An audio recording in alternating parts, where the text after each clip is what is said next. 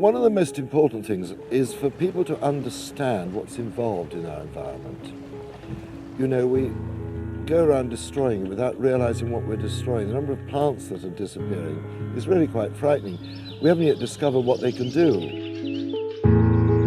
I've been lucky enough to travel to many different regions of the world and see the very precious and delicate ecosystems that we have in this extraordinary planet of ours. But also, sadly, I've seen many of the man-made pressures that there are on these delicate ecosystems. On expeditions, particularly in the Arctic and the Antarctic, in areas where there appear to be no people and therefore no pollution, everything's white, it's still suffering, as the scientists can prove, from pollution from elsewhere. And that sort of thing becomes particularly evident in the Arctic Ocean. In the 1970s, to try and reach the North Pole, we used to drag sledges. But now, you would take a thing like a canoe and every now and again use it as a sledge because there's that much more water. So in only 30 years of my travelling up there, I have actually noticed visually a huge change.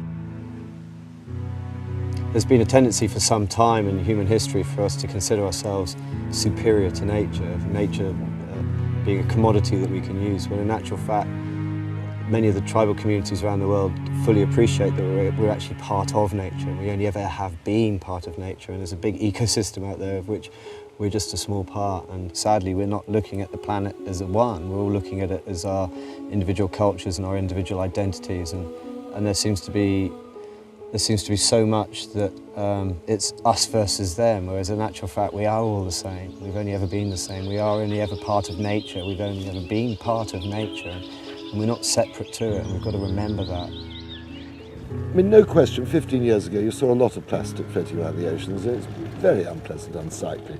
But the fact it's damaging to the life, because, for example, turtles eat jellyfish. When they see a bit of plastic, they'll eat it thinking it's jellyfish. Bungs up their insides and they die. Now, since then we've had an international treaty. About 20 years ago it came in, Marpol Treaty. And that bans the dumping of litter at sea.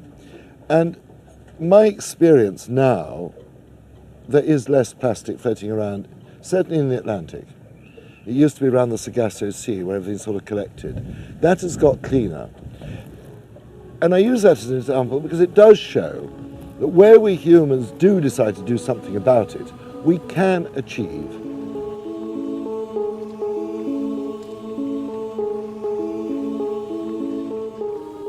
Projects like the Eden Project all over the world, that's what we need to interest us enough in our own survival so that we can start coming together to do meaningful action.